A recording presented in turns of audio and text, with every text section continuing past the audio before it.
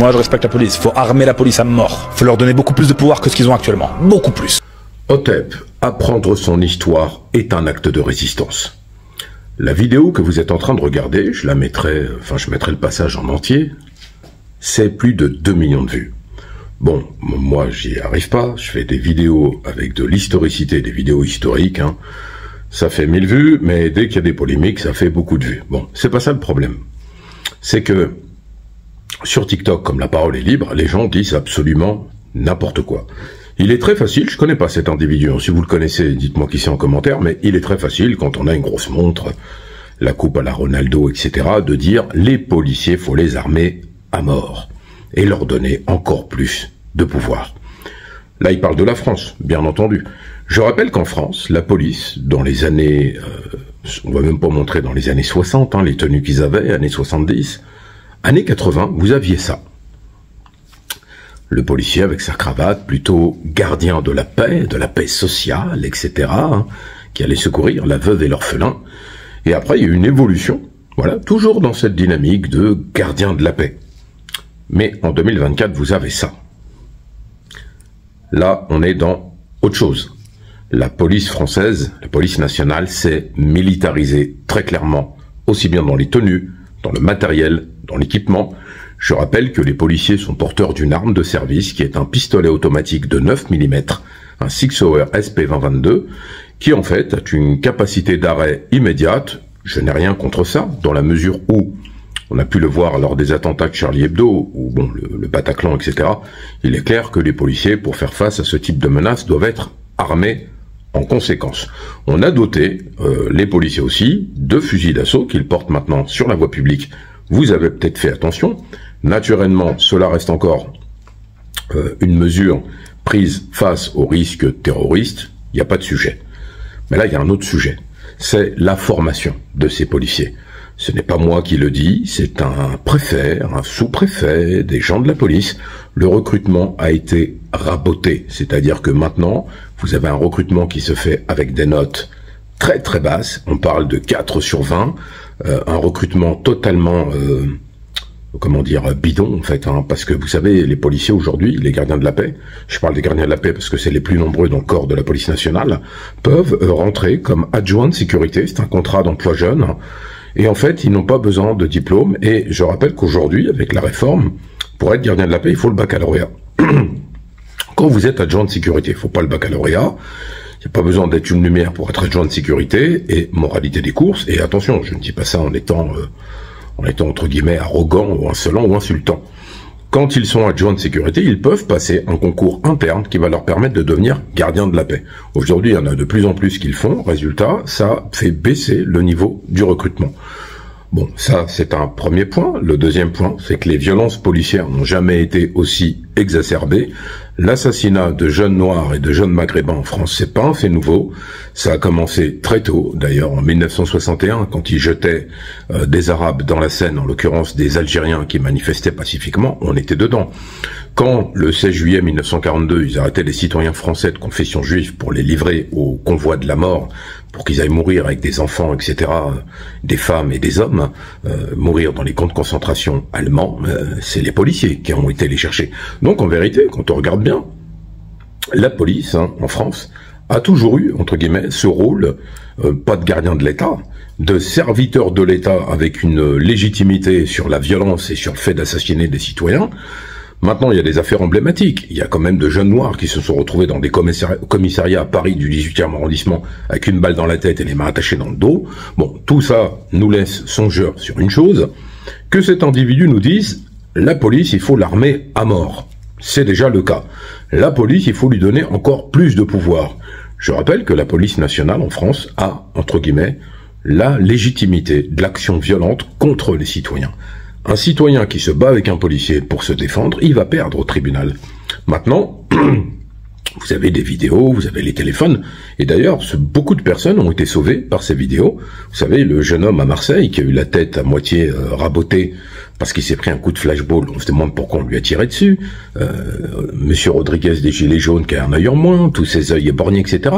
Les Gilets jaunes, d'ailleurs, ont fait prendre conscience à la société, aux citoyens qui pensaient que ce n'étaient que les jeunes sauvages de banlieue qui étaient dans une violence et qu'il fallait mater. Bah, écoutez, quand ils ont manifesté pour le droit à la retraite, quand ils ont manifesté pour le pouvoir d'achat, ils se sont pris des coups de flashball et moralité, et ils ont compris surtout que la police nationale en France, elle était d'une extrême violence. La constitution des braves M qui sont censés répondre à des actions de délinquance, où je rappelle que sur leur blason c'est écrit ne t'enfuis pas parce que jusqu'en enfer on ira te chercher. Bon, pourquoi pas, hein, si ça les fait rigoler, mais je trouve très curieux de mettre des casques intégraux noirs, des tenues toutes noires, avec juste un brassard police, d'être dans une extrême violence, le tutoiement immédiat, ils te touchent, ils sont violents, ils sont agressifs. J'ai moi-même été contrôlé par la Bravem, et bon, moi ça n'a pas duré très longtemps, parce que j'ai une technique, hein, que j'ai déjà dit, mais je vous la redis. Vous restez dans un vouvoiement, vous restez poli, mais surtout, vous demandez les motifs du contrôle.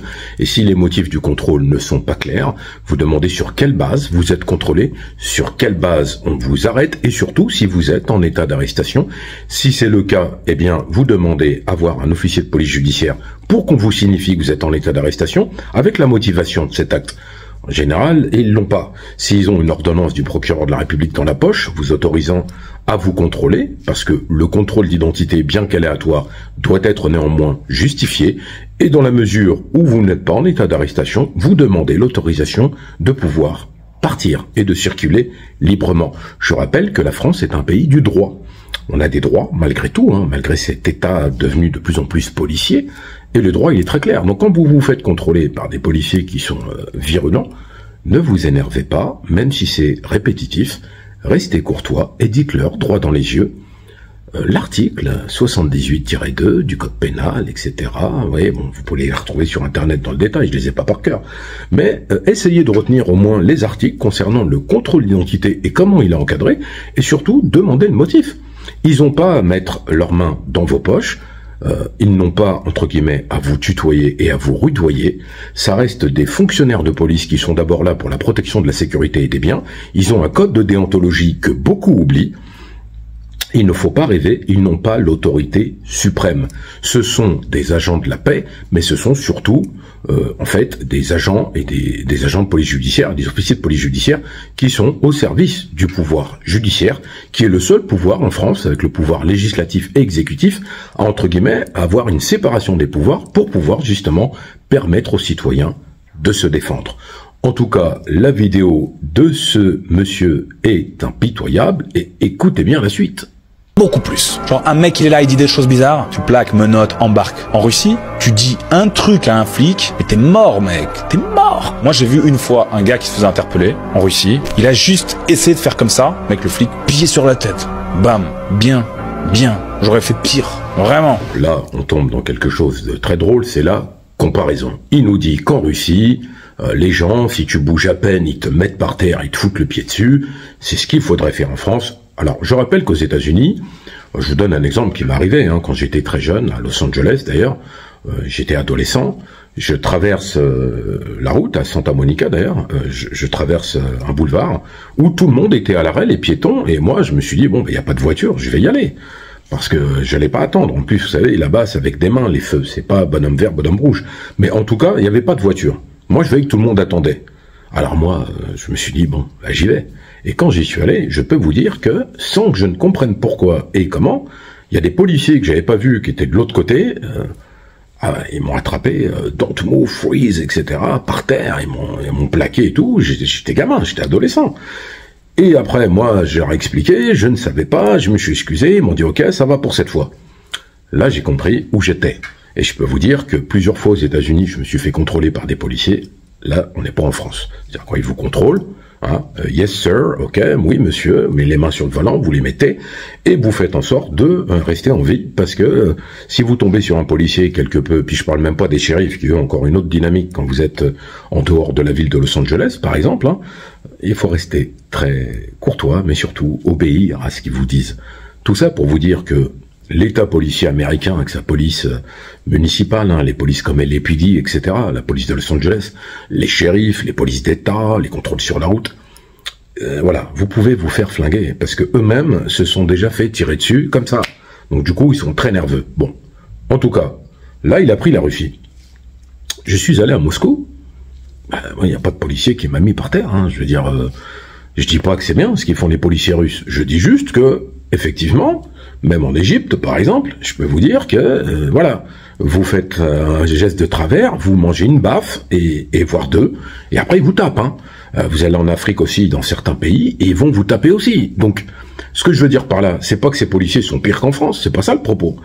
C'est qu'en fait, vous avez une chose qui est très simple, c'est des dynamiques sociales. Le pays, il a été construit d'une certaine manière. La Russie, c'est un pays qui a connu l'URSS, etc. Le communisme, c'est une manière de vivre dans la société.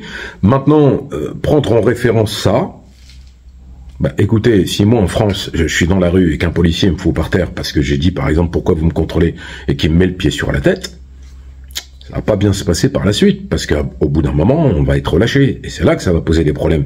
Donc je pense qu'en vérité, la situation, elle n'est pas du tout celle que ce monsieur raconte, à savoir, oui, il faut plus de moyens, plus de violence, plus d'armes, plus de morts, plus de tueries. Non, il faut surtout des policiers formés, des policiers professionnels et des policiers responsables, mais aussi des citoyens qui connaissent leurs droits et leurs devoirs, et qui doivent être aussi respectueux des institutions.